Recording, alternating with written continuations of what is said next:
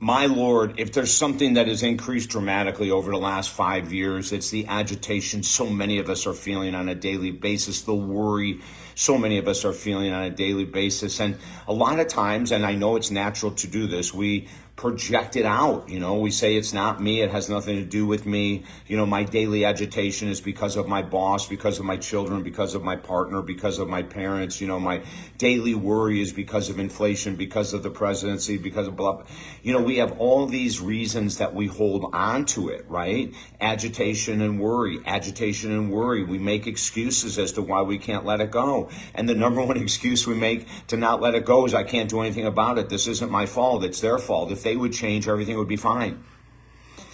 Oh my Lord, if we had the key to that, right? If we had the key to helping other people change, maybe it would be fine, or maybe it wouldn't be fine. In many cases, I think we know it would be fine, right? If we could get that other person to change, if we could get the presidential people to start acting with respect and maturity. I don't see any maturity in the presidential realm at all. Just a comment on my part, agree or disagree, it really doesn't matter. But, the agitation that people get by watching the news, the worry that people, oh my God, who's going to be the next president? I mean, my Lord, it all comes down to, listen to this, a lack of self-love. Daily agitation and daily worry means we're not using tools to love ourselves. There's millions of tools available. I'm going to give you several today, but if you're waking up every day and you're mad, or you're going to bed mad, or you're waking up worried, or you're going to bed worried, part of that is because of the environment we're in. The world is insane. The world is crazy. God, we've been saying that for years now, right? But there are things we can do, and we have to take responsibility for that agitation. We have to take responsibility for that worry. So I take my clients through a whole bunch of different exercises. I'm just going to give a few small ones here. But when we take our clients through the exercises, they're really crucial.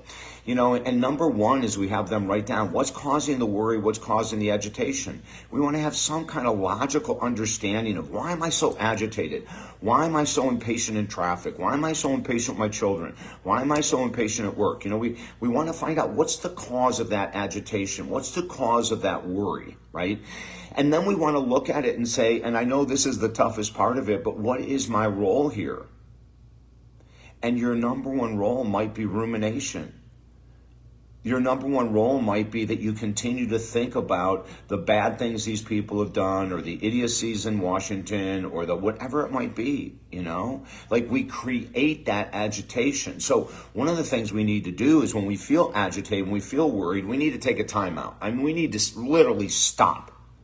We really do. And then we need to embrace ourselves. We have such a lack of self-love in this world. And when you're mad and you're angry, and you pull yourself back, and you embrace that anger, you embrace that madness, and you actually talk to it, which sounds so crazy, and it's so damn effective. If you don't do it, you're crazy, because it does work. We say, what are you angry about, David?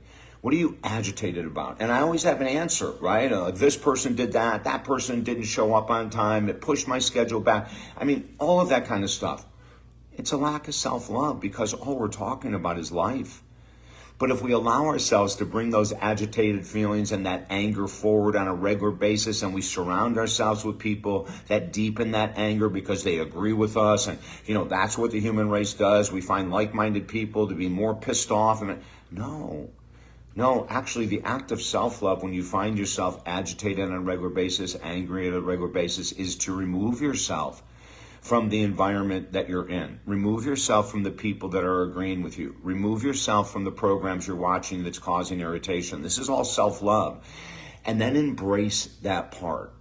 And I know this is hard, but embrace that part. Talk to that part. I know you're angry, but it doesn't do us any good. I know you're angry, but you can't change her. She's going to do what she wants. I know you're angry, but you don't have control over the presidential race. In other words, what we're doing is we're talking ourselves down.